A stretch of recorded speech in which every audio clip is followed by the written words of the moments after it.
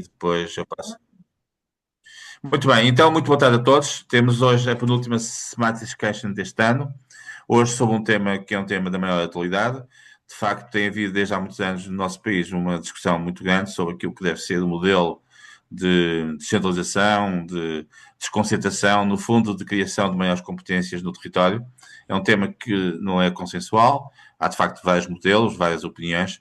Nós decidimos hoje fazer aqui uma ação que é sobretudo uma ação de pensamento, de partilha, discussão, onde temos pessoas altamente qualificadas nesta matéria e, portanto, vamos dividir isso, como é habitual, em dois momentos. Primeiro teremos intervenções iniciais dos nossos três convidados, que eu já vou apresentar, e depois teremos uma discussão entre todos. A ideia é juntar grupos de três questões, comentários, e depois os nossos oradores também vão responder. O professor Filipe Teles é, portanto, é professor e penso que é vice-reitor, não é, Filipe? Eu não sei se é vice-reitor ou se é para-reitor, engano-me sempre. Para o Vice-reitor. reitor, para o reitor. É para-reitor, peço desculpa, eu engano-me sempre. Pronto, é para-reitor da Universidade de Aveiro, é uma pessoa muito conceituada nestas temáticas do desenvolvimento territorial, tem feito um pensamento e um trabalho de investigação e também de dinamização muito interessante e é um gosto tê-lo aqui conosco, de facto, até porque, de facto, ele tem experimentado e tem dinamizado muitas notas de reflexão sobre este tema. O Joaquim Oliveira Martins foi durante muitos anos, como já dei a nota aqui, um alto quadro da OCDE, onde trabalhou muito estas temáticas, especialmente do desenvolvimento, do território, e tem também muita obra feita nesta matéria. Ele, neste momento, está em Paris, no CEPI, onde tem vindo a desenvolver um trabalho interessante. Foi também, anteriormente, assessor da ex-comissária Elisa Ferreira. E temos o José Piquet, que é um amigo, portanto, que está na Catalunha, é neste momento responsável do Parque La Sal, esteve muito ligado ao projeto Arroba 22, que é um projeto notável, que foi criado na cidade de Barcelona e que é um exemplo de aposta numa centralidade muito ligada à inovação e tecnologia. E é muito interessante tê-lo aqui hoje connosco, porque para além de nos trazer a experiência de um território que é conhecido pela sua dimensão autonómica, ele está muito ligado às questões de inovação e poderá também dar nota de como é que a inovação e a tecnologia podem aqui ser temáticas importantes para o desenvolvimento deste tema. Vou passar de imediato a palavra ao Filipe, depois ao Joaquim, depois ao José Piquet. Eu agradecia, portanto, que tentassem, dentro das suas intervenções, estar entre os 10 e os 15 minutos, para depois termos aqui um período para discussão de todos. Muito obrigado aos três e a todos que estão aqui presentes, e a palavra é vossa.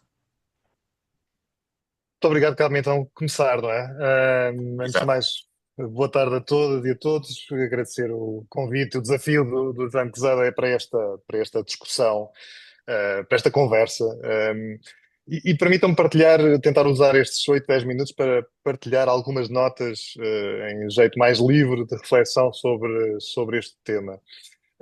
Como já me dizia no início, a discussão sobre descentralização e regionalização em Portugal não é nova, mas creio que cada vez mais se tem afirmado como uma discussão urgente.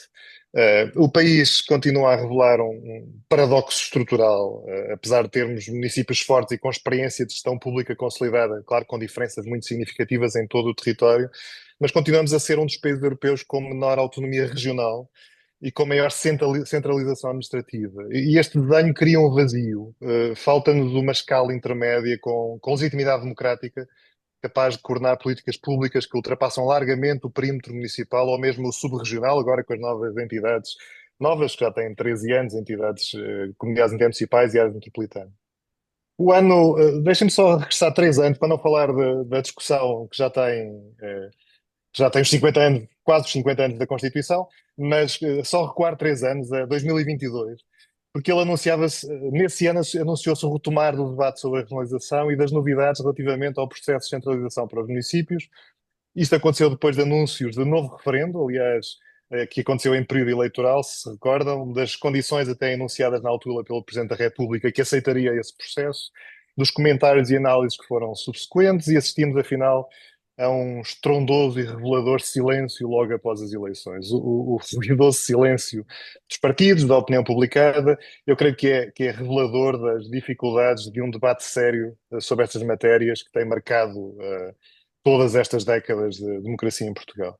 Entretanto, avançou-se, e nestes 3 anos, na delegação de competências para os municípios, cujo processo de decreto tinha sido de 2018, as diferentes portarias de 2019, mas avançou-se neste período para a delegação de competência nos municípios. Concretizou-se o arranque do processo de fusão das atribuições da administração desconcentrada nas CCDRs, também da contratualização entre as CCDRs e o governo, calaram-se as recomendações resultantes do trabalho da Comissão Parlamentar Independente que foi criada em 2019, mais um ruidoso silêncio, uma silenciosa reforma que não nos devem deixar indiferentes.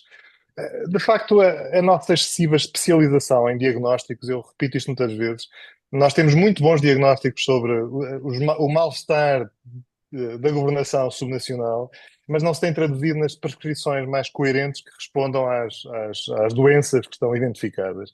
Repete-se há décadas o reconhecimento que Portugal é um dos países mais centralizados da Europa, insistente num modelo desfasado das necessidades e das condições atuais de governação, afasta-o das práticas mais correntes internacionais. As diferentes reformas parcelares, pontuais, para além de pouco expressivas, não têm acompanhado esta tendência europeia, não traduzem uma visão integrada do que é uma reforma da governação subnacional. E a simplificação excessiva, que muitas vezes traduz descentralização por transferência de competências, parece que é só isto, sem a necessária visão integrada do território, das políticas públicas e também da legitimidade da decisão política, tem contribuído para inibir o processo sério que esta reforma mereceria. Este reforço gradual que se soma, reforço gradual das competências que falava há pouco dos órgãos desconcentrados da administração regional, da administração pública, na administração das comissões de coordenação, com as relevantes responsabilidades e capacidades dos mesmos também na definição na gestão dos fundos europeus, o frágil e complexo modelo de eleição dos seus órgãos executivos vem somar-se ao desconhecimento dos cidadãos também da própria arquitetura e das estruturas de governação subnacional. Portanto, nós temos aqui um conjunto de atrasos, silêncios, centralização, ausência desta estrutura intermédia, um modelo extremamente complexo, com importância, e a que soma este desconhecimento cidadão relativamente a esta estrutura meso-governação, da meso-governação subnacional. A pergunta, e agora indo para a questão colocada, não é? A pergunta do descentralizar ou regionalizar pode parecer dicotómica, mas não, para mim não é nada, não é de todo. A descentralização é um processo e da regionalização espera-se uma estrutura. Ou seja, um país pode descentralizar competências sem criar regiões administrativas, mas dificilmente pode garantir coordenação e equidade territorial, escala estratégica, sem uma instância regional democrática. A experiência da transferência de competências para os municípios parece-me que é um bom exemplo. Municípios recebem responsabilidades, enfrentam limites de escala, algumas vezes fragmentação territorial, assimetrias de capacidade, isto é particularmente relevante no território português com as diferenças que ele tem, e muitas vezes a ausência de coordenação supramunicipal. Descentraliza-se a execução, mas não necessariamente a decisão estratégica, e ganha-se, de facto, proximidade, mas pode perder-se alguma visão territorial integrada, isto parece-me particularmente importante. Os municípios recebem novas tarefas, muitas vezes, e a queixa é conhecida, sem os meios adequados, e também enfrentam desafios que não podem resolver sozinhos, desde mobilidade regional, demografia, gestão de recursos naturais, planeamento territorial integrado. Claro que a descentralização, e tenho repetido muitas vezes, tem méritos claros. Não é? Aproxima a decisão das pessoas, permite respostas mais ágeis, valoriza o conhecimento local, reforça a democracia de proximidade, mas tem limites evidentes quando aplicada apenas ao nível municipal e, em muitos casos, o que se descentraliza são funções administrativas e não o poder político. Não há discricionariedade na decisão de políticas públicas, há tarefas que são atribuídas.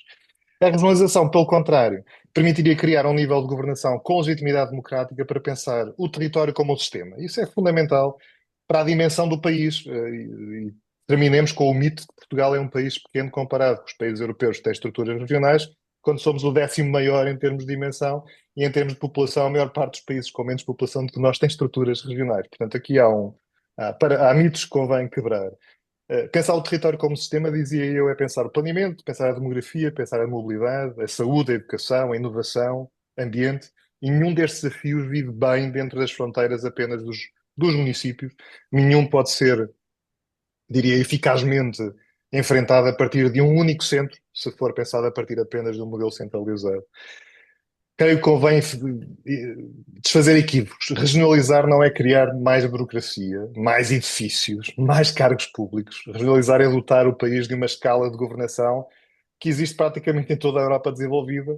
Países com realidades territoriais muito distintas, da Finlândia à Espanha, da Itália à França, da Polónia à Áustria, Países Baixos, construíram diferentes modelos de regiões para enfrentar desafios que nenhum município, por maior que seja, consegue resolver sozinho. Eu creio que o debate, mais do que é a minha perspectiva, ser entre descentralização ou regionalização, que, como procurei explicar, não me parece ser uma dicotomia, deve centrar-se na questão essencial, que é qual é que é a escala adequada para decidir cada político. E pensemos em alguns exemplos. Eu creio que ainda tenho 2 ou 3 minutos.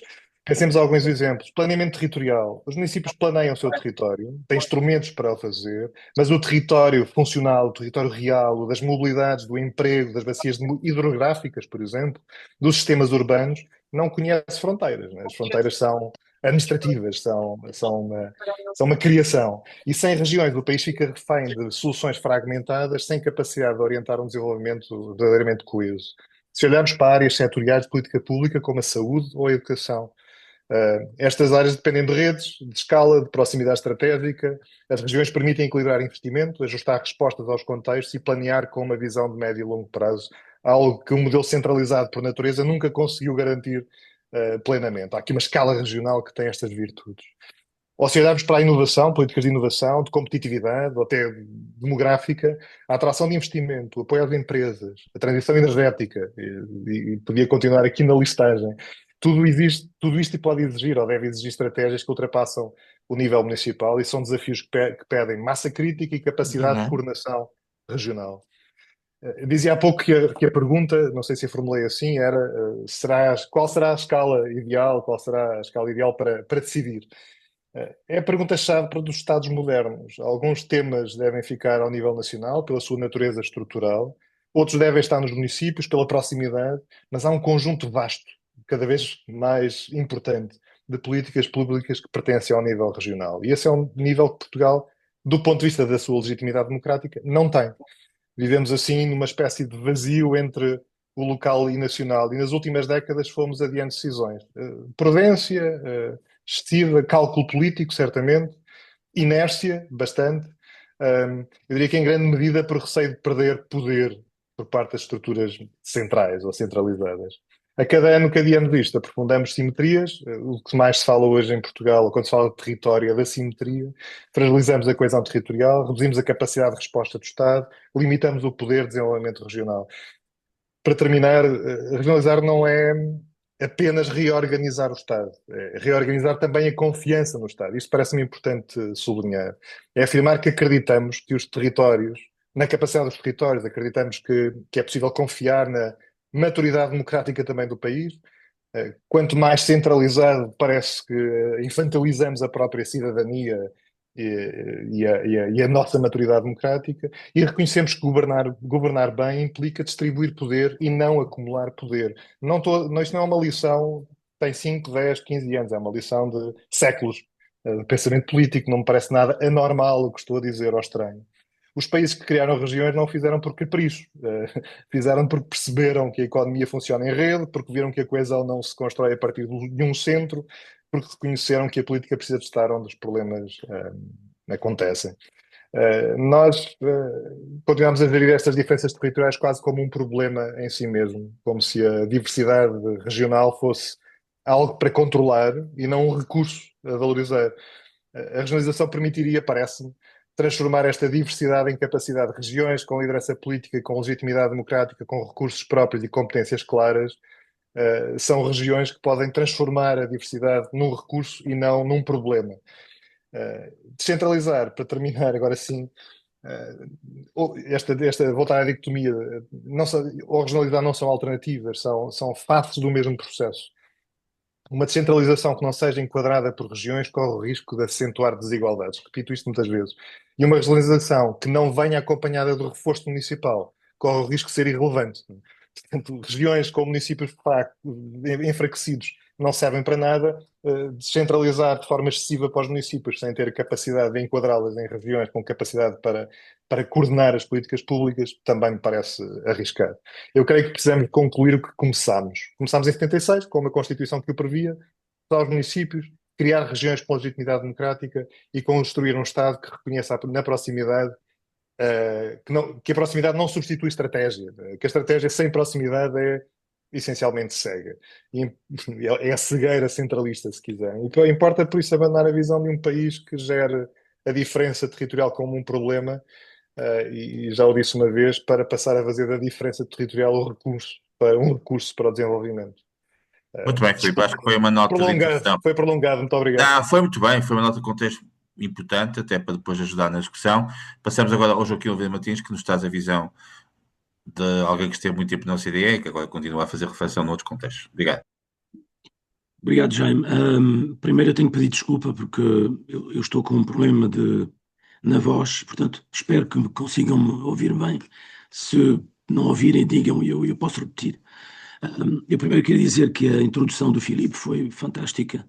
Eu meramente posso reforçar alguns dos aspectos que ele já, portanto, sublinhou. Eu o que acho que seria importante é ter um debate. Ora, eu quando venho a Portugal e já venho há vários anos discutir estes temas, não há debate. E geralmente encontro-me sempre numa reunião, e eu acho que hoje espero que não seja a mesma coisa, mas encontro numa reunião onde estão só os convertidos. Eu acho que o Filipe claramente está a favor da descentralização e da descentralização acompanhada da regionalização. Aliás, não é, como explicou de maneira extremamente clara, não é uma outra, a regionalização é um instrumento da descentralização, de uma descentralização que é mais completa e coerente.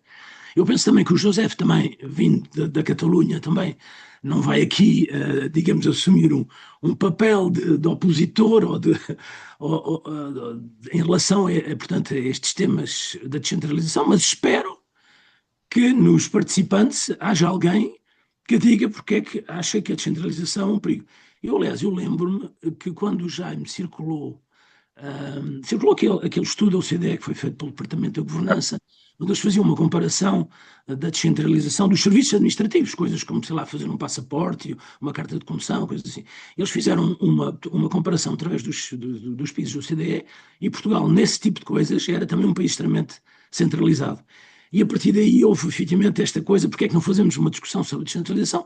Eu acho que houve alguém que eu não conheço diretamente, acho que é o Fernando Nogueira, não sei, acho que é Nogueira, mas é alguém que é muito ativo no Sim, sim, chão. sim. É uma pessoa que trabalha na CCR de Lisboa e que acompanha muito estes temas. Está bem, ok. Ok, mas eu acho que o Fernando, ele respondeu, ele disse, vejam lá, isto é um problema, a descentralização pode desunir o país, nós somos um país unido já há 900 anos, coisas assim, não é? Eu achei que seria interessante, quer dizer, termos este debate. Um dos que, quer dizer, quando eu comecei a me interessar, portanto, neste tema em Portugal foi, como sabem, através da Comissão Independente para a Descentralização, gerida pelo engenheiro Cravinho, em 2018, e o engenheiro Cravinho não nos pediu à OCDE para dizer que Portugal devia se descentralizar ou não descentralizar. O engenheiro Cravinho pediu-nos dizer se Portugal decidisse descentralizar, qual seria o caminho mais eficaz? Mais eficaz no sentido dadas as experiências dos outros países da OCDE, porque, claro, isto não é uma ciência exata, não é? Todos estamos muito, muito conscientes disto. Portanto, não há aqui ideias que são completamente definidas e etc. Mas há coisas que funcionam e outras que funcionam menos bem. Portanto, dada a experiência dos países da OCDE, o engenheiro Carvin pediu-nos que se decidir fazer a descentralização, qual é o caminho mais portanto, eficaz? E foi nessa perspectiva que a OCDE fez o estudo. Portanto, a primeira coisa que a OCDE fez foi exatamente analisar esses mitos, como o Filipe disse tão bem, sobre a descentralização. Por exemplo, a regionalização não se justifica num país pequeno. Que quando começamos a observar os dados, a Dinamarca era o país mais centralizado da OCDE. A descentralização vai aumentar a corrupção, não há completamente dados nenhums que justificam isso. Não se pode descentralizar quando não há capacidades ao nível local. Não é assim que funciona. É um processo de aprendizagem. A regionalização vai aumentar a despesa pública. Não há relação nenhuma nos países do OCDE entre descentralização e despesa pública. Há países que são completamente centralizados e têm níveis altíssimos de despesa pública e o contrário. A regionalização vai aumentar o emprego público, também é uma coisa, não é? Eu ouvi tantas vezes as pessoas dizerem, descentralizar, mas isso é mais jobs for the boys, já temos um monstro que é o setor público, ainda vamos aumentar mais esse monstro. Quando se olha para o nível dos funcionários públicos em Portugal em relação ao emprego total, não é assim tão, esse rácio não é assim tão alto como isso. Há países como a Suécia, etc., onde o rácio é muito, muito mais elevado. E também esta questão da regionalização vai dividir o país. A experiência que eu tive em vários países do OCDE é que é exatamente o contrário. A descentralização permite aos países de continuarem unidos.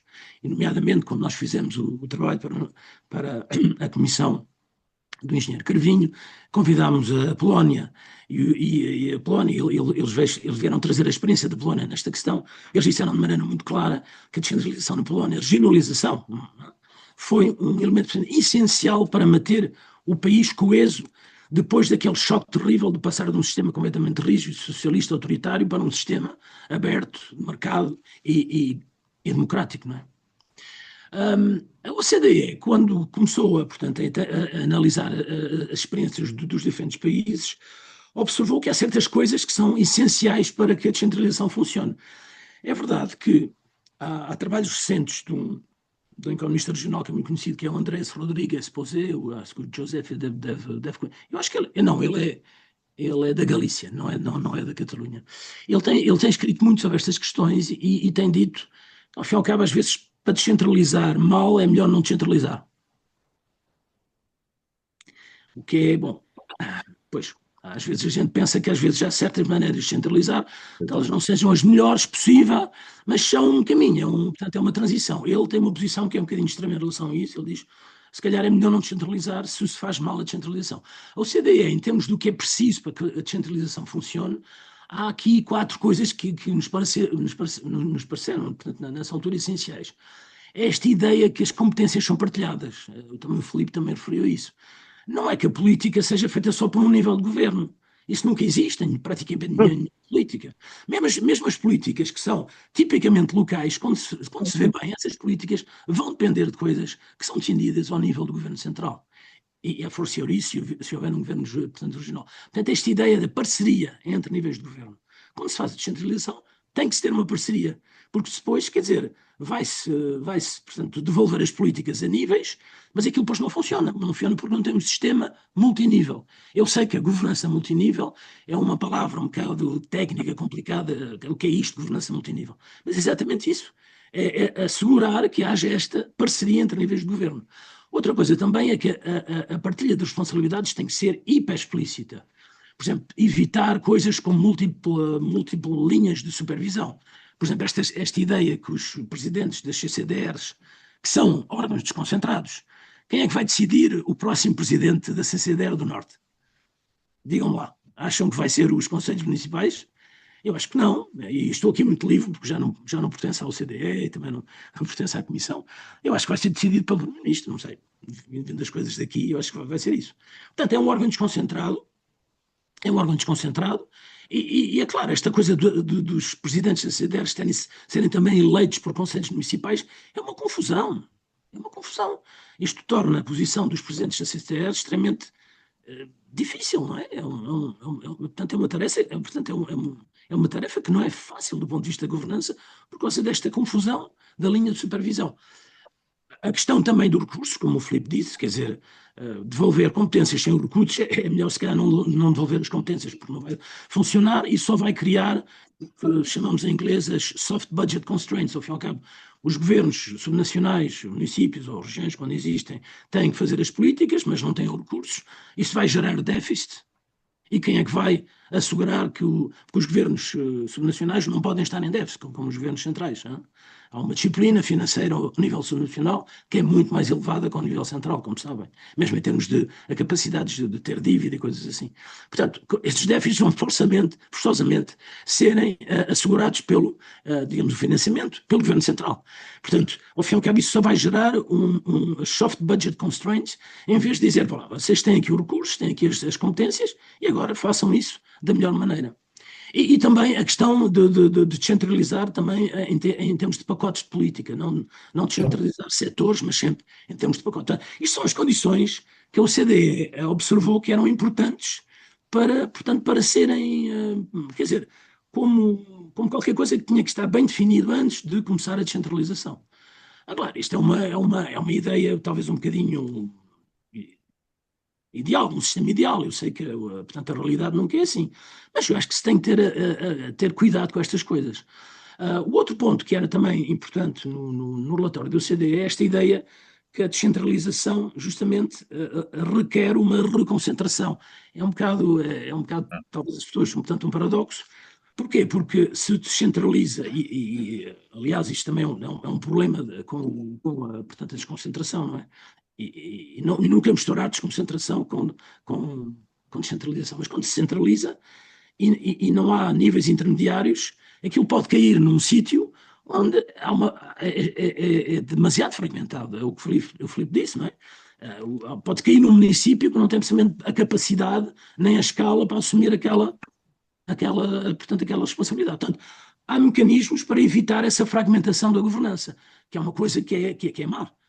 A descentralização não pode funcionar com uma governança fragmentada. Portanto, no estudo do CDE havia três coisas. Havia a criação do nível de governação metropolitana, que em Portugal, bom, está a ser criado, mas não funciona verdadeiramente. A outra coisa era promover, reforçar a cooperação supramunicipal, mas com achimes que funcionem de maneira muito mais estratégica, não é? Porque atualmente, às vezes, as CIMs são um órgão de redistribuição de fundos estruturais sem verdadeiro assumirem um papel estratégico. É claro, é difícil assumir um papel estratégico quando o presidente da CIM é também um autarca. Porque a primeira linha de legitimidade do autarca é a sua autarquia, não é? Não é assim, não é? Portanto, não é fácil, também é uma função que não é fácil. Eu acho que os presidentes destas estruturas supramunicipais deviam ser cargos muito mais independentes, digamos, da estrutura autárquica, verdadeiramente de gestão e de formalização da estratégia, não é? O terceiro nível, que aparecia como um mecanismo que poderia evitar essa fragmentação, era efetivamente a criação das regiões administrativas. Portanto, já não é descentralizar ou regionalizar, é descentralizar de uma maneira que seja coerente, completa com a regionalização. E só para terminar, porque é que a regionalização é importante? Porque, por exemplo, se Portugal atualmente está essencialmente a fazer desconcentração. Desconcentração, atualmente. Há esta questão, portanto, dos municípios, as competências dos municípios estão a ser reforçadas, tudo bem, também achimos, mas é essencialmente uma estratégia de desconcentração. Por exemplo, o ministro da Economia que veio no Fórum do Norte, onde eu estive também há 2 semanas, uma semana ou 2 semanas, ele anunciou várias medidas que eram claramente medidas de desconcentração. Não eram medidas verdadeiramente de descentralização. Se bem que, no princípio, ele exprimiu uma posição extremamente a favor da descentralização, não é? Portanto, as regiões administrativas é uma maneira de completar e reforçar e tornar coerente a descentralização. Se um governo central compreende o que é descentralização, a verdadeira função da descentralização é a delegação. É a delegação porquê? Para se tornar muito mais estratégico, não é? Porque o governo central se ocupa de uma quantidade de funções, sobretudo as políticas de base territorial, que têm que ser extremamente diferenciadas. Isto não pode ser assumido por um governo central, meu Deus, então isso é uma coisa tão óbvia. Como é que o governo central vai decidir de uma política diferenciada em Castelo Branco ou Braga ou em Viseu? É impossível. Portanto, as políticas de base territorial têm que ser assumidas pelo nível local. E isso faz parte, evidentemente, da descentralização. Portanto, quer dizer, a criação das regiões, portanto, administrativas faz parte disso. Quer dizer, os governos centrais querem verdadeiramente se tornar mais estratégicos e delegar funções para concentrar as suas funções em coisas altamente estratégicas ao nível do país, devem utilizar a descentralização. É para isso que serve a descentralização. Portanto, eu não sei, é um bocadinho isto que o estudo da OCDE tentou pôr na mesa, mas é claro que o processo que nós temos observado desde aí, portanto, a Comissão Cravinho foi em 2019, não é? E o estudo da OCDE foi publicado em 2020. Mas as coisas que têm sido feitas não têm seguido verdadeiramente estas recomendações da OCDE. Têm mais ficado ao nível de uma estratégia de desconcentração, reforço das CCDRs, etc, etc. Mas, evidentemente, como o Filipe também disse, este processo de descentralização não tem sido assumido, não tem sido assumido. Não é? Muito bem. José, queres introduzir agora aqui a tua experiência e visão de uma região como a Catalunha e também das ligações que tens, em particular, com a América Latina? E obrigado pela disponibilidade, está bem?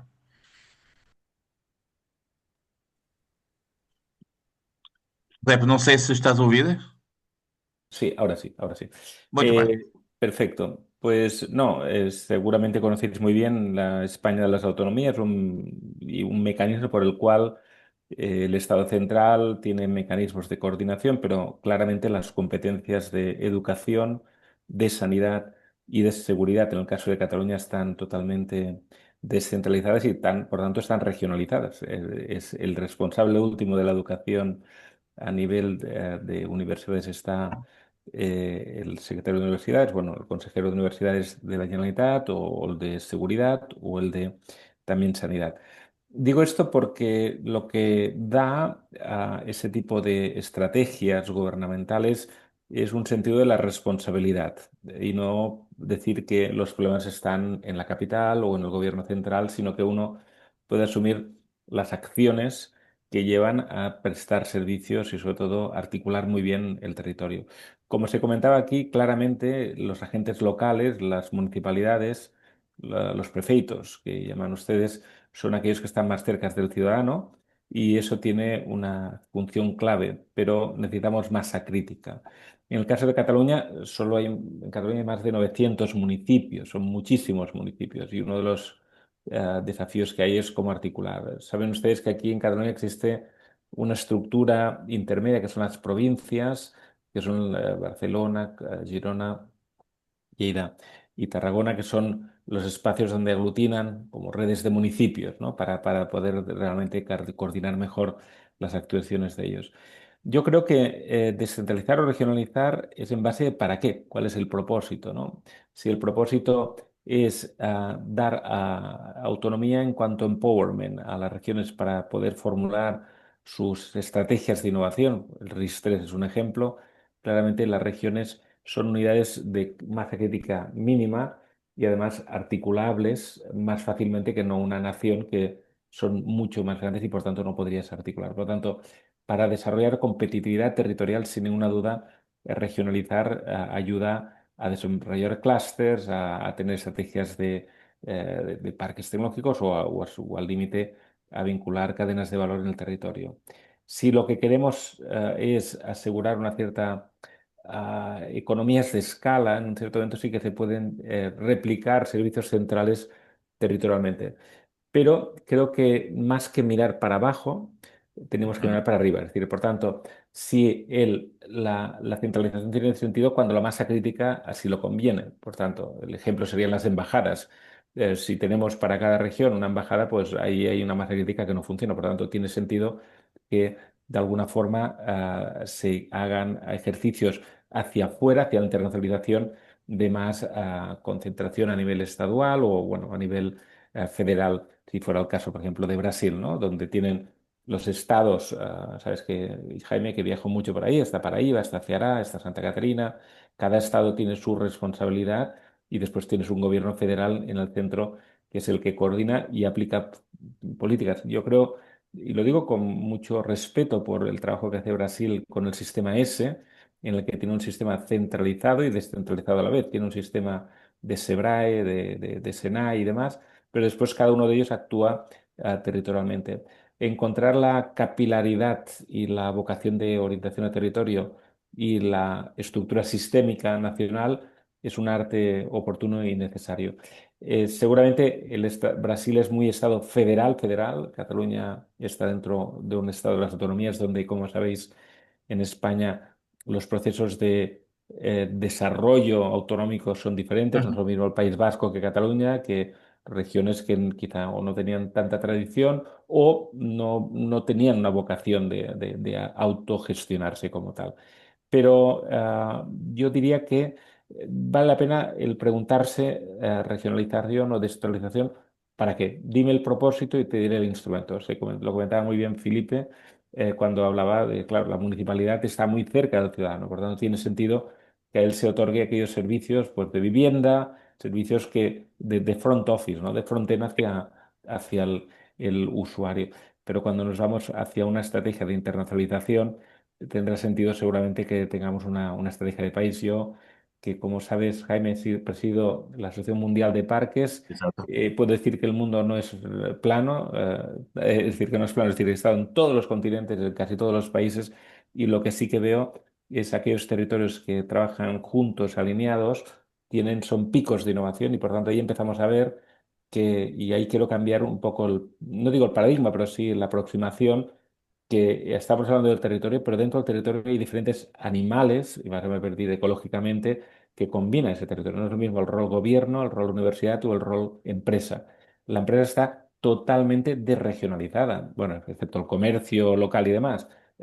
Por tanto, ya las empresas juegan una liga mundial en general, por tanto necesitan estrategias de internacionalización. Ahí Cataluña, con Acció, ha hecho una estructura intermedia, que no son embajadas, pero sí que ayudan a la internacionalización y la captación de inversiones. Las universidades cada vez más estamos haciendo estrategias de internacionalización clara. La SAIE mismo tenemos un 25% de alumnos internacionales. La semana pasada te comentaba, en Nairobi, estamos lanzando 7 nuevas universidades en África: Kenia, Burkina Faso, Côte d'Ivoire, Camerún, Costa d'Ivori, Etiopía y Madagascar. Por tanto, en la medida que tú tienes que tener actuaciones globales, el país territorio, y ahora quiero poner en tensión la lógica de descentralizar bueno, o regionalizar, es para qué me sirve para una plataforma de estrategia global. Y quiero ponerlo en tensión ahí, porque el desafío que tenemos actualmente, y lo quiero después vincular a los procesos migratorios y demás, es que vamos a tener un cambio estructural en la sociedad mundial, y las estructuras actuales que han servido para articular localmente quizá no den respuesta a los desafíos globales. Y ahí tenemos que ver si las estructuras europeas dan respuesta o qué estructuras dan respuesta, pero sí que es bien cierto de que, y vuelvo a la triple hélice para que, bueno, como sabéis, percibir la triple hélice, y creo que es una muy buena forma de entender que cada animal tiene una naturaleza. Y la universidad sabe atraer y gestionar talento, por tanto, educar, sabe hacer pesquisa, investigación y sabe crear empresas. Y a mí no me hablen de localizar, es decir, nuestra vocación como SAIE local es tener redes globales de universidades. Toda la estrategia del nuevo plan estratégico es alianzas globales con universidades del mundo. Estamos en Barcelona, pero estamos en el mundo. Somos un entry point de cualquier alumno local para que tenga itinerarios globales. Por tanto, no quiero poner en tensión local y descentralizar, pero sí quiero contextualizarlo en un momento en el que actualmente vamos a tener corrientes migratorias, y ahora voy a poner positivamente, en la que vamos a enriquecer nuestra cultura con otras culturas. Y si no estamos preparados, seguramente si no estamos, y ahí sí que son acciones muy locales, muy regionales, como yo voy a integrar a estas personas, es clave hacerlo al respecto. Pero también, por otra parte, voy a la otra banda, que es que tenemos que asegurar que nuestras empresas sean competentes globalmente. Es decir, que de alguna forma nuestras empresas puedan competir internacionalmente.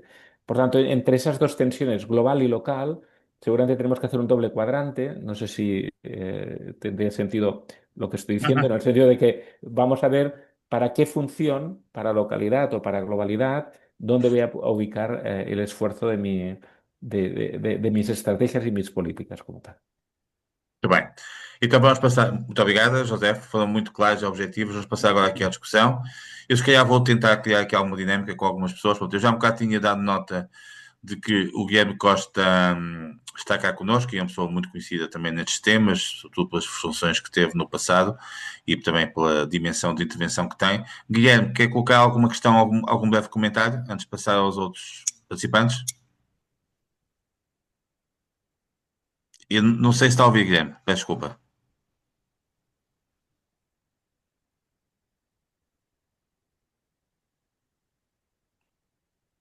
Muito bem. Já o estamos a ver. Pronto, muito bem. Muito bem, sim, Bom, senhor. o meu comentário é necessariamente breve e parte daquilo que disse o Joaquim. Suponho que não temos ninguém com quem debater.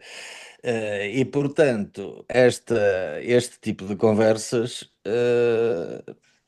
acaba por se limitar depois a discutir as pequenas diferenças entre os vários intervenientes, que não é a verdadeira questão do momento. A verdadeira questão do momento parece-me que é debater com quem se opõe à descentralização e à regionalização Foram convidados, mas não o quiseram estar tema. presentes. Como este tipo de debates é entre convertidos, muito rapidamente se passa à discussão da pequena diferença de opinião que também não ajuda a avançar o processo. Dito isto, eu claro que estou de acordo que descentralizar e regionalizar são duas faces do mesmo processo, mas eu acho que nós devíamos, para passar rapidamente à ação, apostar o mais rapidamente possível na descentralização. É mais fácil, apesar de tudo, descentralizar do que regionalizar. Regionalizar, vamos entrar numa discussão político-constitucional que depois vai acabar por cansar as pessoas e, portanto, nunca chegaremos ao fim. Descentralizar é diferente e eu acho que nós devemos descentralizar, tendo consciência que um dia um ou outro processo de centralização vai exigir poder local e, portanto, vai exigir regionalização. Obviamente que quando não há poder, as decisões estratégicas são, no limite, têm que ser validadas pelo poder central. Porque é preciso poder para intervir, quer ao nível da economia, quer ao nível do Estado. E, portanto, este é um comentário que não visa abrir nenhuma discussão, visa só dizer, pois, ponto 1, façamos questão de discutir a batalha das ideias. Ponto 2, onde possível, passemos à prática. Bem. E por mim é um bocadinho este o caminho. Bem, sim senhor. Joaquim Silva Rodrigues, quer fazer algum comentário? O Joaquim Silva Rodrigues trabalhou muitos anos em Bruxelas, tem uma visão muito prática também do tema. Quer fazer um breve comentário? Sim, sim. Alguma questão? Estão a ouvir-me? Está, perfeitamente. Muito bem. Então, se estavam à espera de falar aos convertidos, aqui está um não convertido. É? Pronto. Eu não sou fã,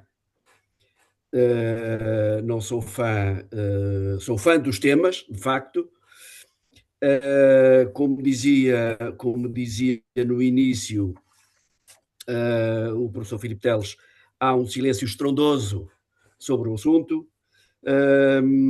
Eu em Bruxelas, enquanto desk para todas as regiões da Europa, do continente, as cinco no continente e as duas autónomas, como o Jaime sabe, eu estive nessa função durante quase 10 anos e tive a oportunidade de conhecer em detalhe como funciona a definição de estratégias, desde logo quando se estabelece o namoro entre a Comissão Europeia e... Olá!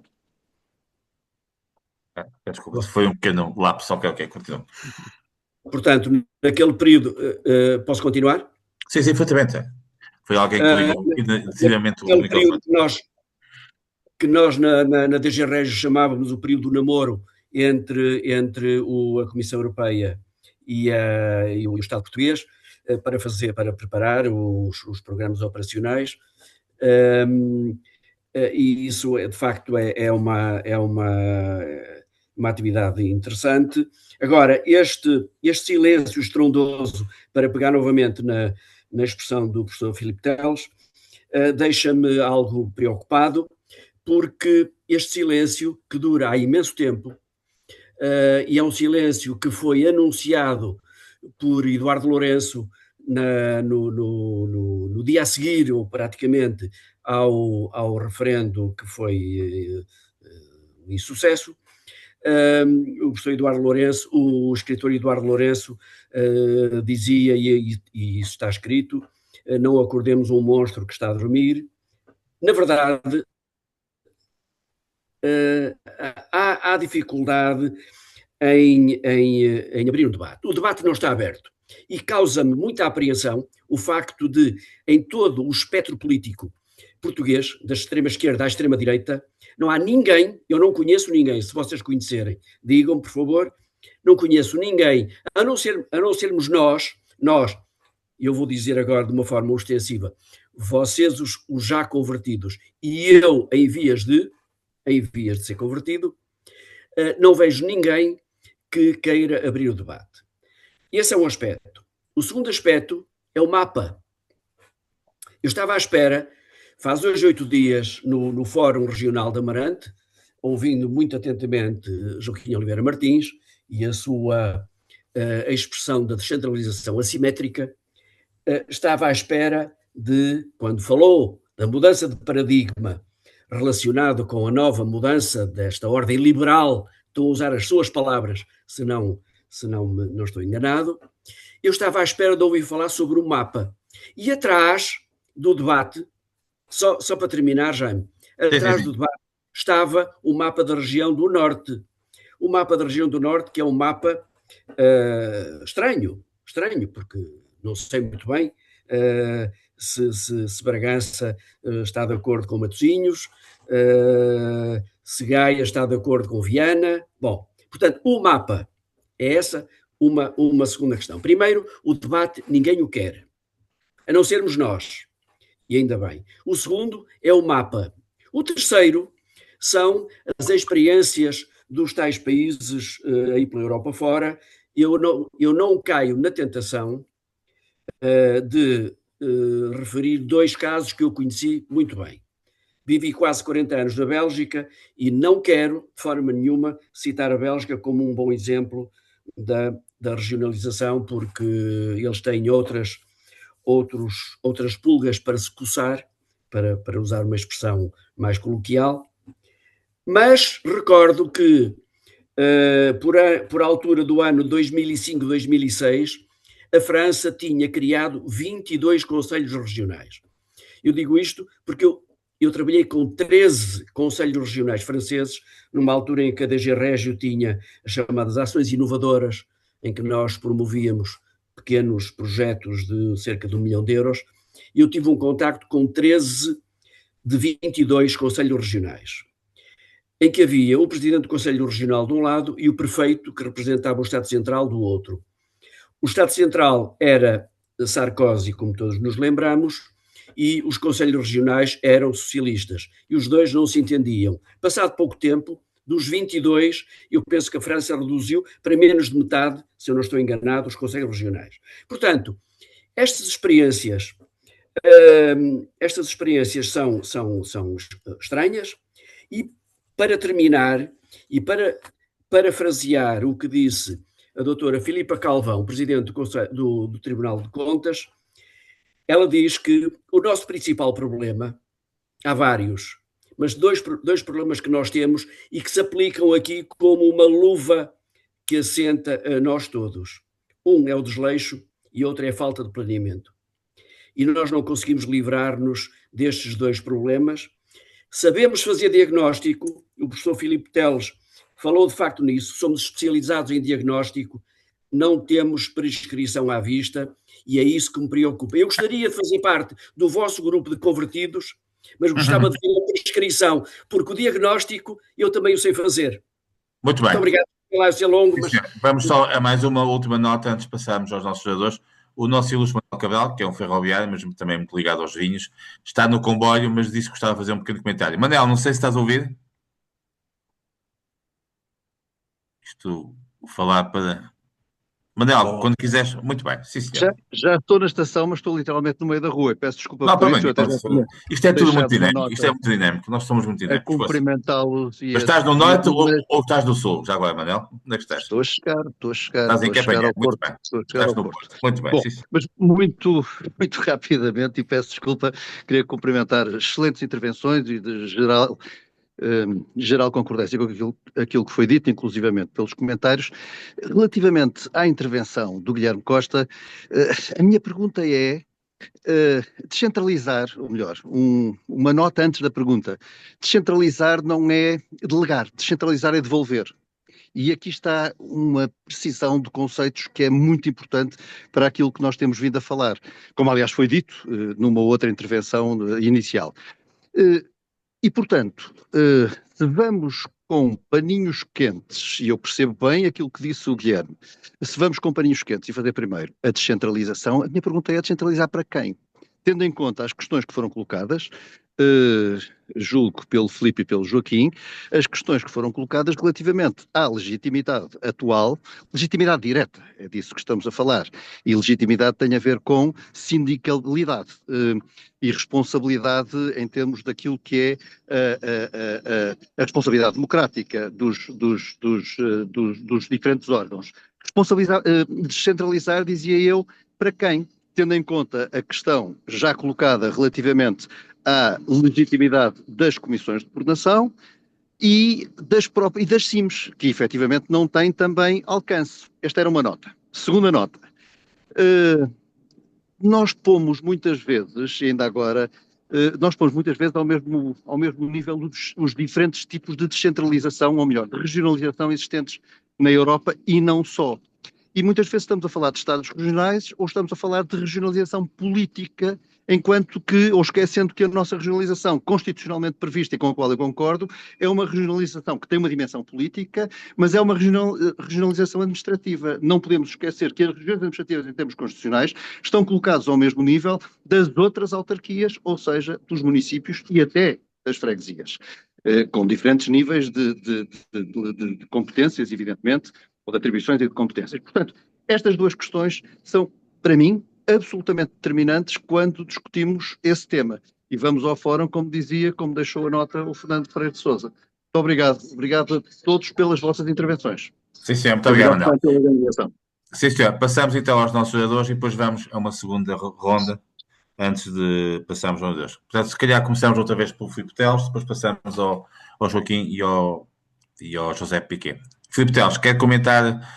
Sim, muito Sim. brevemente, para darmos a oportunidade de conversar mais, e até começando por esta inteligente intervenção do Manuel Cabral, que cumprimento, já não o vejo há algum tempo. Muito bem. Esta ideia de que é mais fácil descentralizar, é verdade, nós temos feito esse percurso em Portugal muito lentamente e a ser ultrapassados por todos os outros países que estavam mais centralizados que nós, mas temos feito esse caminho. Sendo mais fácil descentralizar do que reiniciar uma discussão ou abrir uma discussão em torno da regionalização, que esse poderia ser um caminho. O Manel identificou bem a questão dos limites. De facto, nós temos um conjunto de áreas, setores de política, de responsabilidades de política que ainda poderão vir a entrar num pacote de centralização com eficiências de proximidade que o justificam, mas estamos a atingir esses limites se não fizermos acompanhar a descentralização, como dizíamos no início, se não a fizermos acompanhar de estruturas de escala regional que garantam a coordenação de políticas públicas, lhe deem as escalas necessárias. E, portanto, estando a atingir os limites da descentralização, e por outro lado, e isso parece-me o sinal mais importante, estamos a atingir também os limites da desconcentração para as regiões administrativas, para as regiões que temos neste momento, para as comissões de coordenação. Atingir o limite que não é um limite em termos de escala de política pública, mas um limite em termos de legitimidade.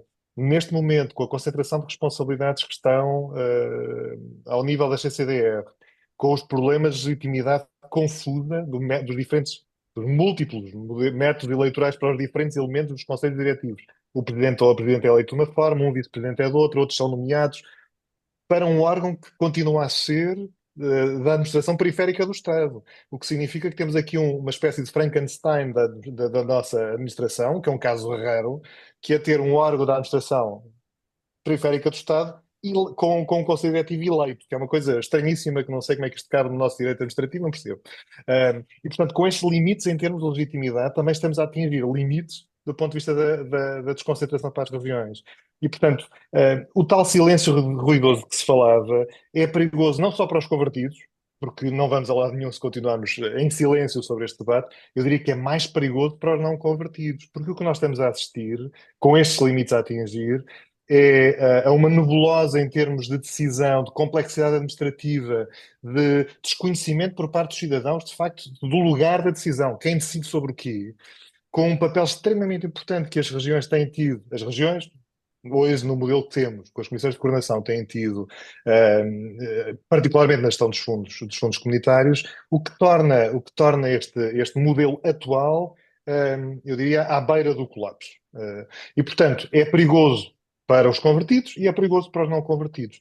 o caminho tem que ser o da discussão aberta sobre isto, claramente. Não me parece, para terminar estas notas aos diferentes apontamentos, não me parece que o mapa seja o aspecto mais importante. Ele foi sempre o aspecto mais discutido em 98, porque foi o que foi introduzido na Constituição, foi a armadilha constitucional criada pelo então líder do PSD para esta matéria, atual Presidente da República, porque introduz um debate que não é o debate, nunca foi o debate importante em nenhum país onde se discutiu a introdução da... Primeiro, não se colocou a obrigatoriedade de referendo em nenhum país, e em segundo lugar, não se faz com a discussão do mapa. O mapa é a última questão. A questão importante tem a ver com responsabilidades, legitimidade na decisão, competências, recursos, etc.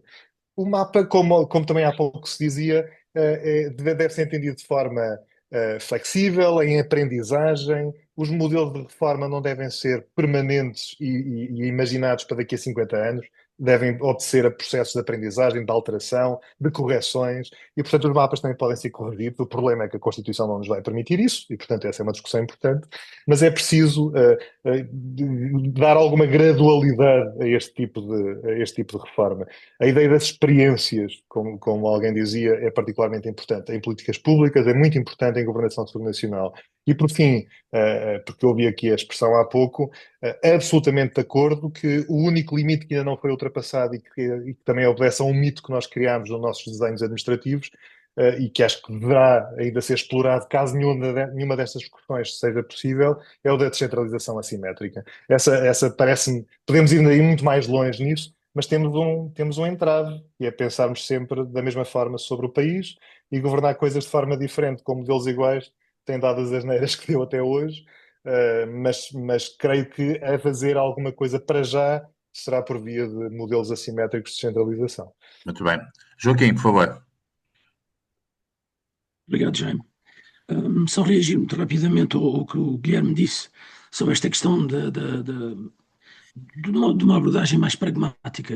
Eu acho que tu tens razão, Guilherme, mas o problema que eu tenho com essa abordagem, quer dizer, é que nesse processo de transição está-se a criar obstáculos. Por exemplo, se devolve competências ao nível municipal e depois um dia quer-se ter uma descentralização um bocadinho mais completa e coerente com a criação do nível regional, às vezes essa devolução de baixo para cima, não é? É complicada. Por exemplo, a Finlândia teve esse problema. A Finlândia andou 20 anos às turras com a criação de regiões administrativas, porque tinham descentralizado, em particular, o sistema de saúde ao nível municipal. Aquilo não tinha escala para funcionar, não tinha escala, e andaram ali assim à volta com aquilo, mas depois os municípios não queriam aceitar de devolver as competências que já tinham a um nível regional. E o compromisso que foi feito foi, eles conseguiram criar as regiões administrativas, mas criaram regiões a mais. Quer dizer, criaram regiões a mais. E atualmente justamente o mapa, como o Joaquim estava a dizer, o mapa regional na Finlândia não é muito eficaz. Do ponto de vista justamente do ponto do essencial na discussão que era justamente a gestão do sistema de saúde. Criaram regiões a mais, porque tiveram que fazer um compromisso justamente por causa dos municípios, não é? Que não queriam devolver aquilo a um nível, portanto, muito elevado, que eles consideravam muito elevado. Portanto, isso é o problema. Quer dizer, eu estou de acordo contigo, mas temos que ter atenção de não estar a criar obstáculos para o futuro. Em relação ao mapa, eu acho que eu estou completamente de acordo com o Filipe. É quase uma questão, não é secundária, mas é uma questão que se deve discutir depois. Eu acho que o mapa tem muito a ver. É verdade, quando se olha para o mapa da região norte, mas o que é, aliás, mesmo é o Rui Fernandes que teve aquela expressão que aquilo não tem identidade. O norte, o que é o norte? Aquilo não tem identidade, não é? Sei lá, na França, a Normandia, onde eu tenho uma casinha, a Normandia, aquilo tem uma certa identidade, tem uma identidade já histórica, não é? Ou Borgonha, ou etc, etc. O norte, o que é o norte? É verdade que pode-se questionar o mapa do norte. A minha posição, na altura, com o engenheiro Carvinha, era que as 5 regiões definidas, portanto, aquelas regiões de competência das CCDRs, era uma espécie de compromisso e que não se devia mexer nesse compromisso. É um ponto de partida. Porque aquilo, bom, já está a funcionar, já tem certos órgãos desconcentrados que estão habituados a gerir aquele território. eu não punha muito essa questão nova. Há países que tentaram resolver esta questão criando um nível sub-regional. As províncias, por exemplo, na Itália, não têm regiões, mas têm as províncias. Porquê é que as províncias são importantes? Porque as províncias têm uma expressão talvez um bocadinho mais direta das identidades.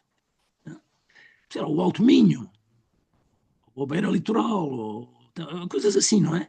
Portanto, não sei, quer dizer, Portugal criou as CIMs, portanto, entidades supramunicipais que não são muito bem a expressão dessas entidades sub-regionais, não é?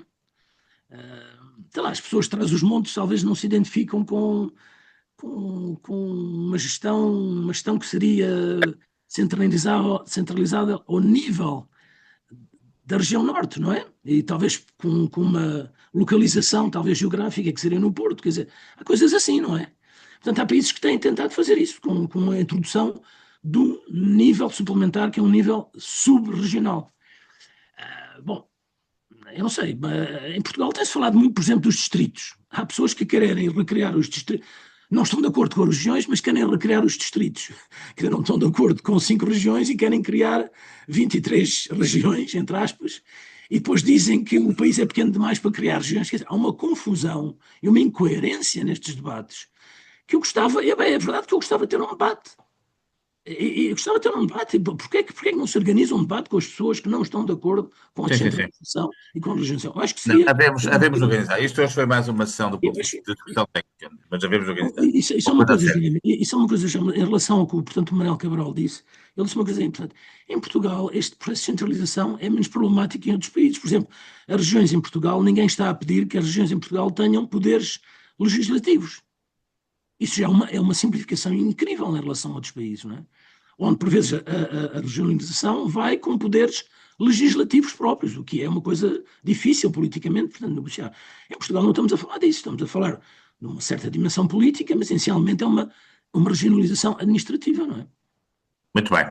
José, queres também fazer um pequeno comentário a partir da tua visão da Catalunha? Sí, no estaba pensando que es muy interesante el debate que estáis teniendo en Portugal. Quizá España ya hizo ese debate en la España de las autonomías, que fue la transición por no hacer una España federal, se hizo la de las autonomías justamente por lo que se ha comentado aquí. No todas las regiones están en el mismo momento ni de Exato. madurez ni de interés. Pues, ¿para qué me tengo que autogestionar si ya me gestionan bien? Por tanto, aquí puede haber también un ejercicio de crear instrumentos, de poder ir asumiendo cada territorio aquello que quiere desarrollar.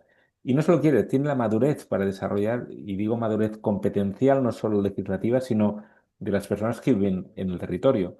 Y allí todo un elemento, no digo porque sean poco o muy inteligentes, simplemente por interés, por agendas. Si yo ya me va bien la vida, ¿para qué voy a tener que crear más estructuras intermedias, ¿no?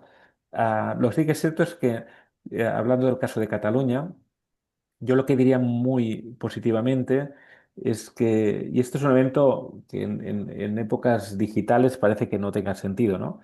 Pero sabes que el poder tener una reunión en con cualquier consejero, que serían los ministros catalanes o con el presidente, en menos de una hora te puedes reunir con él. Es decir, aquí hay un tema, claro, estamos estructurando los territorios con época, casi casi me van a permitir, con las lógicas del siglo XIX o el siglo XX, que son zonas territoriales físicas.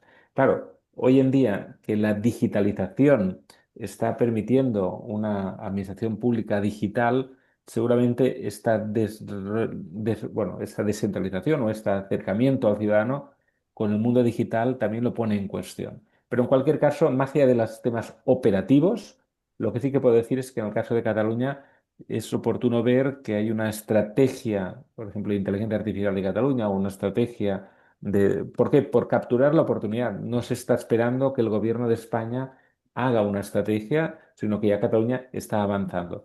Ahí es un tema de madurez y sobre todo de empowerment del territorio, que sea responsable de su futuro. Y esto creo que es responder a los ciudadanos con mayoría de edad, no lógicas napoleónicas de que alguien vendrá de París y me solventará mi situación en Perpiñán. estas lógicas que Francia tenemos el modelo de hipercentralización. No hay nada después de París, nada. Bueno, nada, hay algo en Lyon, en Nantes, pero la sensación es que lo importante está en París. Por tanto, descentralizar el país también significa el no concentrar el país en una gran capital, que podría ser Lisboa, y después a partir de ahí, si tienen que pasar cosas importantes, te tienes que ir a Lisboa. Eso también alimenta mi idea de que también para articular bien el territorio, para utilizarlo adecuadamente, es oportuno también regionalizar en el sentido de territorializar. Y aún así España tiene problemas de una España vaciada en muchos lugares, en Castilla y León y demás, pero después empiezas a ver que hay Valencia, que está Bilbao, que está Sevilla, que cada capital va jugando su zona, y en el caso de Andalucía es interesante de ver cómo un territorio que no era muy agrícola, poco a poco ha estado haciendo un trabajo gracias a esa conciencia de que eran ellos que tenían que dirigir su futuro. Esto es un elemento bastante importante. No decir, bueno, ¿en manos de quién? En tus manos, ¿no? En manos de no solo el gobierno regional, sino también de universidades o de empresas. Y pongo el ejemplo de Andalucía como un caso paradigmático, como Málaga, de no aparecer en el mapa, ahora está siendo un territorio muy, muy oportuno. Por lo tanto, mi mensaje sería sobre todo el propósito. Y el propósito me van a permitir contextualizado en el tiempo, porque el espacio es el mismo, pero el tiempo es diferente. Y estamos en el siglo XXI, estamos en la generación, saben ustedes que el año 2025 están naciendo los hijos y hijas IA, de inteligencia Yeah, artificial. exatamente. Por tanto, no articulemos grandes ministerios descentralizados en no sé dónde, porque ciertas articulaciones funcionales pueden ser muy digitales, y eso va a eliminar. Por tanto, replicar estructura gubernamental que no aporta valor no tiene sentido. Y lo que sí queremos son mecanismos de autoliderazgo. Yo, mi experiencia ahora, por ejemplo, estoy llevando la estrategia de innovación de Paraíba. Sabéis que soy mentor del Pacto de Innovación de Porto Alegre. Mis grandes mensajes, y digo allí porque estoy trabajando mucho en Brasil, pero también en Medellín estoy llevando el Ruta N. Mi gran conclusión es que los territorios que trabajan juntos y se articulan adecuadamente, tienen prosperidad porque tienen un propósito común. Y quizá el desafío aquí es cuál es la unidad de propósitos comunes. ¿Cuál es el municipio? ¿Es el área metropolitana o es la región? Yo creo que necesitas una cierta masa crítica, y claramente las regiones pueden tener esos propósitos comunes que de alguna forma pongan en valor todas las capacidades que hay en el territorio. Muito bem, vamos a uma segunda ronda e depois terminamos com as vossas notas finais. Nós temos aqui o Paulo Neves, que é um homem do Algarve e que tem feito também um trabalho muito grande nessa região mais ou menos identitária que é o Algarve. Paulo, não sei se queres fazer algum comentário ou alguma questão aos nossos jogadores, e é um gosto estar aqui connosco. Olá, muito obrigado. Bem, sim, eu aproveitava porque o Guilherme Costa acabou por lançar o problema que eu vivo aqui no Algarve. Vamos lá ver. No Algarve nós somos apenas 450 mil indígenas. Temos 16 municípios. Mas reparem, há 3 desses 16 municípios que têm orçamentos superiores a 120 milhões de euros por ano. Os outros têm orçamentos inferiores a 50 milhões e até a menos 20 milhões. O que quer dizer que dar mais competências a quem já tem mais, por razões populacionais, estão a fazer com que os municípios que estão ao seu lado, que não têm os mesmos equipamentos, porque não conseguem ter, não têm o mesmo orçamento, e estão-se a repetir equipamentos de municípios que têm mais orçamento e por isso podem, não é? Porque receberam mais competências e conseguem exercer essas competências. Os outros mais pequenos não é em território, é mais pequenos em orçamento, porque não têm frentes de mar, não é? Não têm IMI, não têm IMT, as populações acabam por ter que se deslocalizar para os outros sítios porque vivem pior, não é? A circunstância é, ok, eu aceito que é mais fácil avançar pela descentralização municipal do que por aquilo que é da nossa responsabilidade, que é ao nível de planeamento regional, haver senso, haver capacidade, haver dimensão e já agora uma racionalidade dos recursos, não é?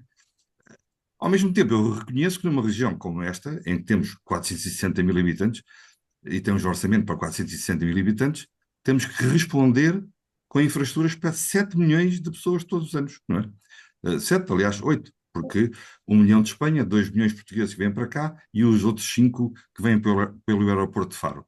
Portanto, verdadeiramente, há qualquer coisa verdadeiramente abstrusa no país, já agora na sua distribuição de recursos regionais, e ainda pior e cada vez mais com esta perspectiva de dar mais competências, mais meios para os municípios que já os têm e que acabam por segregar os municípios que vivem nos outros à sua beira. E isso verdadeiramente no Algarve é uma situação que me deixa muito preocupado. Eu estava na Assembleia da República em 1998, quando foi... Aliás, estava na Comissão da Regionalização, nessa altura, quando avançámos com o referendo. Fiquei boquiaberto com as respostas do Algarve, que foi não. E hoje, estes anos todos depois, vou dizer quem é que disse que não. Foram os autarcas, porque os autarcas têm uma relação direta com Lisboa e não a querem perder. Não a querem perder, não querem vir negociar a Faro, nem a Portimão, aquilo que hoje estão a discutir diretamente com Lisboa, porque podem ter mais benefício de Lisboa e já agora Lisboa aproveita-os para, na prática, dividir com o poder que não quer perder, não é? E esta situação do que vai acontecer agora com a CCDR, entre descentralização e nomeados pelo governo, é uma coisa verdadeiramente... Aliás, já falaram nisso aqui. Portanto, verdadeiramente, quanto mais poder se der aos municípios, pior para os municípios que não têm condições para os receber, e pior para a regionalização e para o planeamento regional de equipamentos, que hoje se vão repetindo iguais em municípios que podem fazer o que quiserem, porque têm dinheiro. Só para ter uma ideia, eu vi no Conselho que tem um orçamento anual de 230 milhões de euros, tem apenas 60 mil habitantes. Aqui, entre aspas, devolvem-me o IRS, e na capital distrito ao contrário. Tenho o IRS do máximo e tenho um município que não chega a 60 milhões de euros de orçamento, e tem lá um aeroporto, e tem lá uma universidade, e tem lá um hospital, e tem lá tudo, e não tem dinheiro. E, portanto, as pessoas vão para onde? Olha, para o município onde eu estou a viver. Um grande abraço. Não, eu estou a viver em Lolé há 30 anos, e sou natural de Faro, e faço tudo em Faro, e, entretanto, gasto os recursos de Faro e beneficio dos impostos de Lolé. Estão ao lado um do outro. Sim, mas Lolé tem outros recursos que nós sabemos que têm a ver com investimentos. E eu que conto, até aí São Brás não tem orçamento. É uma situação estranha, está aqui ao lado. Então, muito bem. Castro Marinho, por aí fora. Um abraço a todos. Fantástico, Paulo, muito obrigado. José Carlos Caldeira, o homem das tecnologias, quer também fazer um pequeno comentário? Para fecharmos esta ronda. José Carlos, não sei se nos está a ouvir. Parece que estamos aqui com dificuldades. Muito bem. Manuel Queiroz, o homem do jornalismo que também acompanha estes temas do ponto de vista mais... Eu depois falo a seguir, eu já consegui entrar, já peço desculpa, mas depois falo a seguir. Obrigado. Está bem, mas não sei se o Manuel Queiroz quer falar. Manuel Queiroz, quer dizer qualquer coisa? Posso dizer boa tarde a todos? Pode ir, você é o homem dos jornais, e os jornais são um dos principais instrumentos de discussão disto, não é? Exatamente. Já tive um jornal que era a favor da regionalização e existia para isso, mas acabou, talvez seja... Qual é o jornal? Qual é? O Grande Porto. O Grande Porto, sim. Abertamente, a regionalização acabou por acabar. Eu não tive a oportunidade de ouvir todas as intervenções e, portanto, não pude aceder mais cedo. O comentário que eu posso fazer, e percebendo, por exemplo, que o Paulo Neves acabou de dizer em relação ao Algarve, e que um bocadinho pode acontecer por todo o país, eu também acho que o problema do mapa foi... Há dois problemas, acho eu, na nossa regionalização. Uma é o mapa, obviamente, e a outra é o problema de as pessoas acharem que, havendo regionalização, haverá muitos cargos como há em Lisboa. E que é sempre um problema. Quando se criam cargos novos em Lisboa, não há problema nenhum. Está sempre justificado por si. Quando por hipótese, fizesse uma regionalização que obrigasse a alguns carros diferentes dos que existem, aí já é um problema enorme para o país, que seria um gasto de dinheiro absolutamente incompreensível e impossível de suster. E, portanto, do ponto de vista daquilo que é a informação, acho que há muito a fazer sobre estes dois pontos, sobre estas duas questões essenciais, porque de facto não são dois problemas fundamentais. Os problemas fundamentais são outros, na minha opinião, vários daqueles que eu ouvi aqui falar. Obrigado. Muito bem. Zé Carlos Caldé. Bom, boa tarde a todos. Um comentário breve, muito bem. Eu também gostei muito das apresentações e sobretudo, acho que ficou claro para toda a gente que os argumentos a favor ou das vantagens dos processos de regionalização, e eu queria marcar bem regionalização, são evidentes para todos, estão bem estudados, há imensa literatura, há imensos casos e, portanto, não é preciso inventar muito para justificar. Eu, de qualquer forma, gostaria de pegar aqui em dois casos. Primeiro, na questão da inovação. E, portanto, a inovação é uma daquelas áreas onde a dimensão regional é muito, muito importante.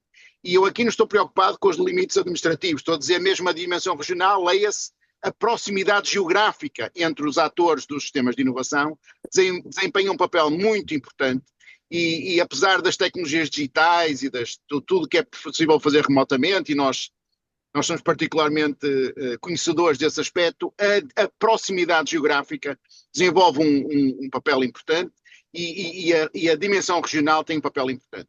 E lá está, é uma das áreas onde, eu não estou a falar da investigação científica, da investigação mais fundamental, isso onde aí não é tão relevante, mas a investigação aplicada, a investigação colaborativa e a inovação de base tecnológica tem uma dimensão regional importante. E lá está um bom exemplo onde nós em Portugal desenvolvemos políticas, programas e instrumentos que são, na prática, iguais para o país todo, desenhados por pessoas que muitas vezes nem têm um conhecimento da realidade do país, mas que sobretudo são uniformes, são os mesmos e, portanto, não permitem fazer diferenciação em função das necessidades, das especificidades de diversas regiões e isso tem grandes inconvenientes. O segundo tópico que eu gostaria de trazer aqui, enfim, portanto, já se falou da questão de criar muitos empregos, mas há um argumento que também vem sempre à baila e o estudo da OCDE também torna isso bem claro que não há nenhum tipo de correlação, mas eu gostaria de ir um bocadinho mais longe, que é a questão da corrupção. Sempre aquela ideia de que vamos ter mais corrupção e há aquela ideia de que há muita corrupção ao nível da gestão descentralizada. Ora, eu acho que isso é um argumento que também tem que ser anulado, digamos assim, tem que ser contrariado. Primeiro, porque nós todos percebemos que se há corrupção a sério e a corrupção de grande dimensão, ela é junto dos centros de decisão centralizada de poder, porque é aí que se centram as decisões com maior valor económico e, portanto, é aí muitas vezes que essa corrupção acontece e nós temos N casos na comunicação social e na nossa realidade mais recente que demonstram precisamente isso, mas o meu argumento é outro, é que se eu tiver decisões descentralizadas, o Estado Central pode assumir um papel efetivo de auditoria e de fiscalização. Enquanto que quando é o Estado Central a decidir, nunca poderá ser o Estado Central também a fazer esse papel, porque ele na prática estaria a fiscalizar-se ele próprio e, portanto, por isso mesmo é que nós depois temos muitos dos casos que acontecem. E a terceira nota que eu gostaria de deixar é que eu acho que há uma razão muito simples, ela foi afirmada na primeira apresentação, que nós ainda não temos, digamos, que estamos neste silêncio, é porque é mesmo uma questão de poder. E é uma questão de poder, e eu só acrescentaria uma coisa, não podemos também deixar de considerar a questão do poder sobre os fundos estruturais. Eu estou muito convencido que enquanto tivermos fundos estruturais e portanto, o Estado Central tem sempre a ambição de ter um controle centralizado sobre esses fundos, sobre a execução desses fundos, eu acho que não vai ser muito difícil avançarmos com regionalização e eu não me esqueço que mesmo dois regionalistas convictos, ou pelo menos que dizem que são convictos, como foram o primeiro-ministro António Costa e o líder da oposição, à data, e também ex-presidente aqui da Câmara do Porto, que quando estavam como líder da oposição, como chefe de governo e líder da oposição, não resistiram à tentação de decidirem entre eles quem eram os candidatos às comissões de coordenação. E, portanto, aquilo também foi já referido, mas reparem, é que são duas pessoas que dizem grandes defensores da regionalização, que não resistiram à tentação de, nesse processo, de escolherem entre eles dois, pois quem eram os candidatos. E, portanto, há aqui efetivamente um problema de vontade central e de domínio da máquina central sobre este processo de decisão. E, como eu digo, o meu receio, ao contrário do que se diz, é que a regionalização pode dividir o país. Eu acho que é o contrário. É que se nós não resolvermos este problema, se continuarmos a acentuar as assimetrias de desenvolvimento, os desequilíbrios de desenvolvimento, um dia qualquer podemos, em vez de estar a ter portugueses a pedir regionalização, podemos ter portugueses a pedir autonomias, e como já aconteceu noutros países, e isso é que eu acho que devia ser evitado. E, portanto, a melhor maneira de manter o país unido é garantir um desenvolvimento mais equilibrado do país, e isso só será conseguido com o processo de regionalização. Muito obrigado. Zé Carlos, como sempre, muito claro. Pronto, nós estamos a caminhar para o fim.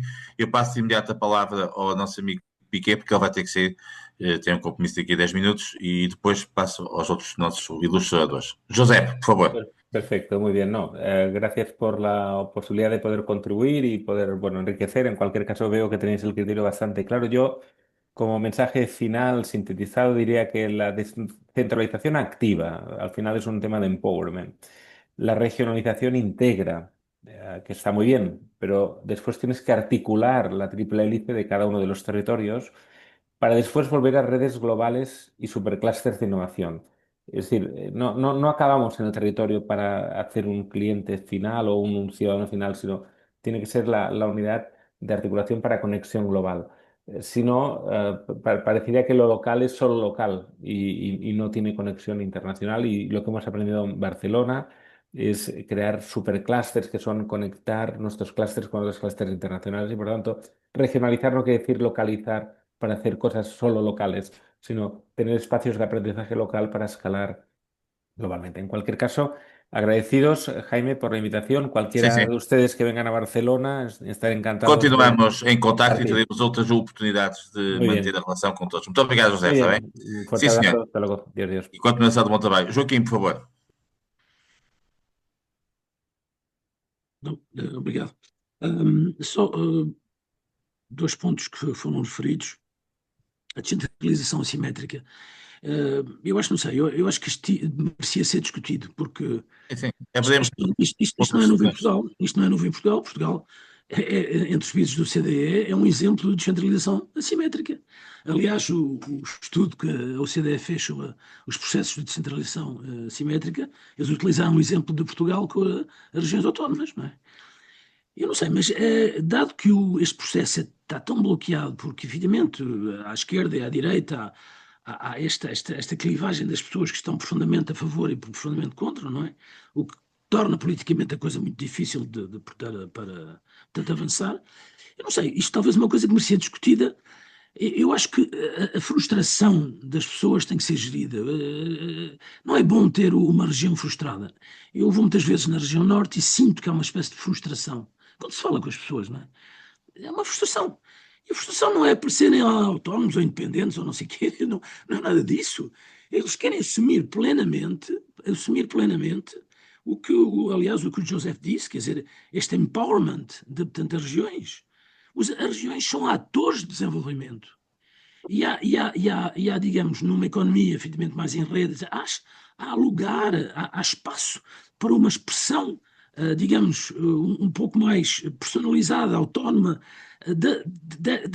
dessas estratégias de desenvolvimento. Eu acho que é disso que se fala. Eu acho que a região norte poderia ter, efetivamente, uma certa estratégia um pouco mais, digamos, diferente das outras regiões. Falou-se do Algarve. A estratégia de desenvolvimento do norte não pode ser igual à estratégia de desenvolvimento do Algarve, é óbvio, não é? Portanto, eu acho que é isso que estamos a falar. Esta descentralização assimétrica tem uma vantagem muito importante, é que pode-se fazer experimentação. E quando essa experimentação funciona, é coisa que pode ser reproduzida, replicada em outros sítios. Portanto, os chineses têm feito isso de maneira... Aliás, é a maneira que eles encontraram de conciliar coisas inconciliáveis, que é ter uma economia de mercado e uma direção completamente centralizada por um partido comunista. o segredo do desenvolvimento e crescimento da China são as regiões, é esta concorrência, não é?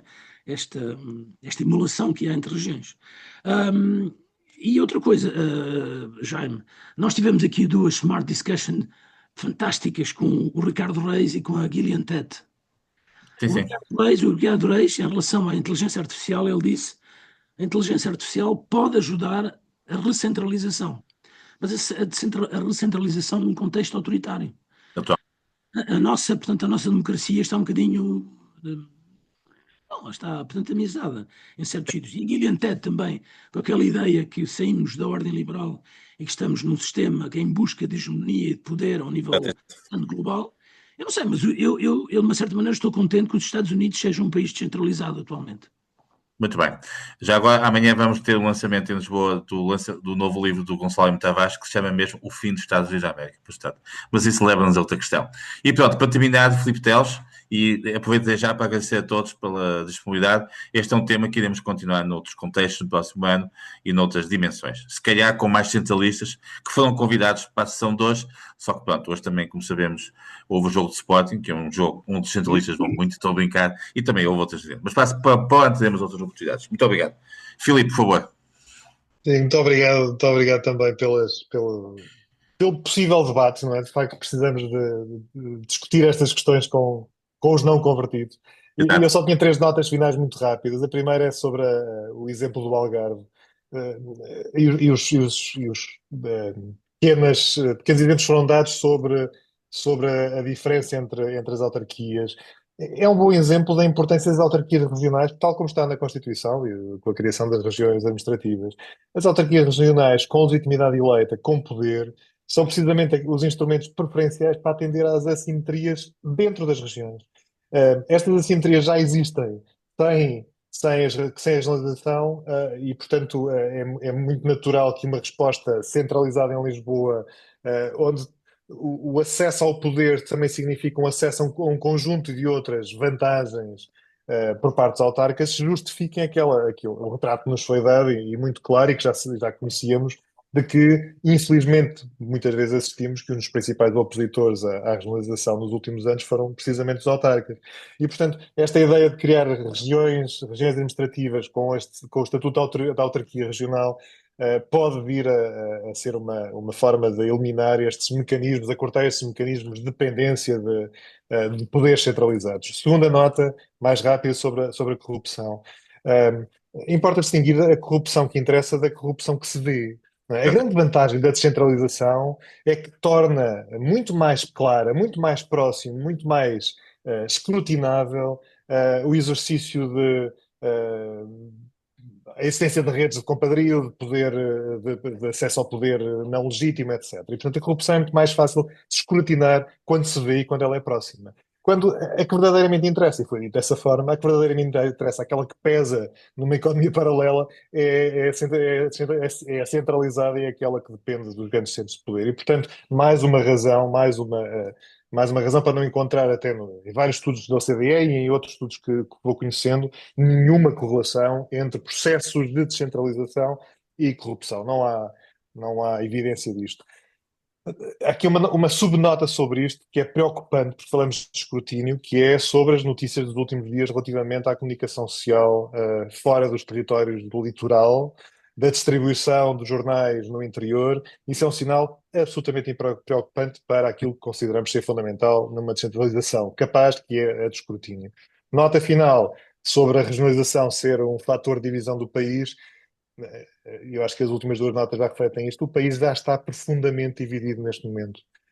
E está dividido não entre regiões, mas está dividido entre litoral e interior, está dividido entre territórios deprimidos e territórios com vitalidade económica, está dividido demograficamente, e isto aconteceu sem regionalização. Eu acredito verdadeiramente que um caminho de resposta é discutirmos isto com quem está contra, para percebermos como é que podemos construir um país mais equilibrado. Obrigado.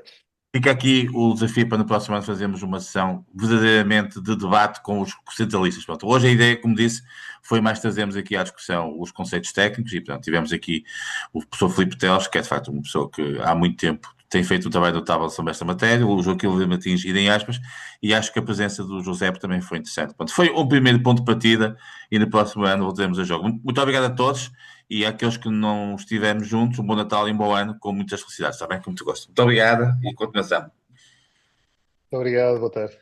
Licença então, obrigado.